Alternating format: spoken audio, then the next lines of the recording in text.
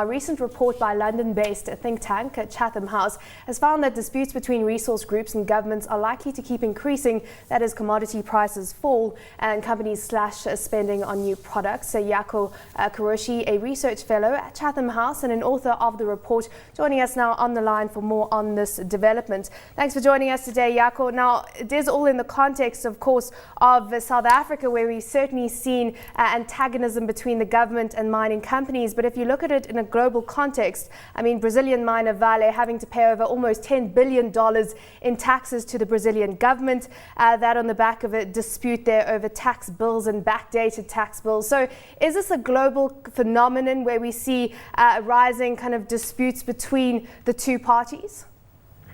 Yes, thank you. We certainly see that as a trend.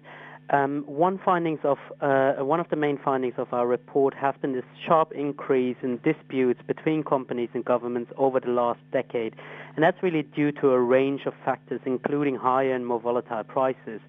So while in the 1990s, for example, there were just 12 cases of projects where the tensions escalated to the point that lawyers had to get involved, over the last decade, there have been 87 of these cases, and we're arguing that these tensions won't go away. Actually, we have seen as prices have become more volatile and for some metals have come down quite a bit, these conflicts have intensified.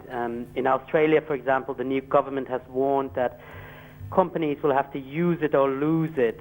In other words, that they have to develop the deposits or give up their mining leases.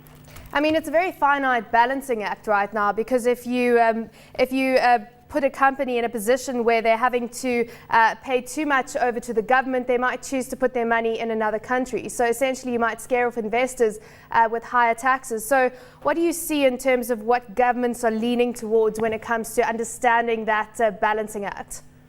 Well, companies and governments are typically in a very fragile relationship. And when these disputes really get out of control, then we see both sides typically losing out. I mean, the South African case is, of course, a telling there, where social tensions and regulatory uncertainty have meant that companies have been reluctant to invest, and that has meant that the country has been in some way losing out on the mining boom of the last years compared to some of its peers.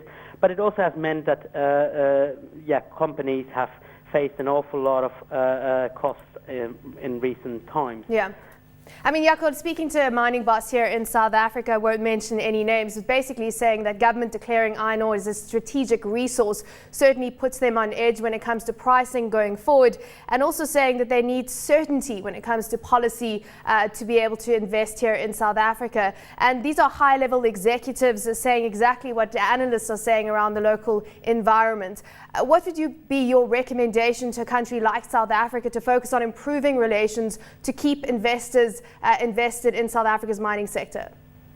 So what we recommend is we wouldn't blame either companies or governments. Oftentimes, as in many relationships, both sides are at fault to an extent. But what we think is that slogans about greedy companies or short-sighted resource nationalism really don't get us forward. What is needed is a new spirit of cooperation.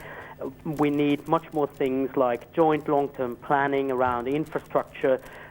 Companies need to engage in a much broader dialogue with society. It's not only about talking to the mining ministry or the affected local community, but really to all sectors of society, and looking really together to unlock a country's resource wealth. There we go, new spirit of cooperation. Let's see if that's what 2014 might bring. Jaco Kuroshi, a research fellow at Chatham House. Thank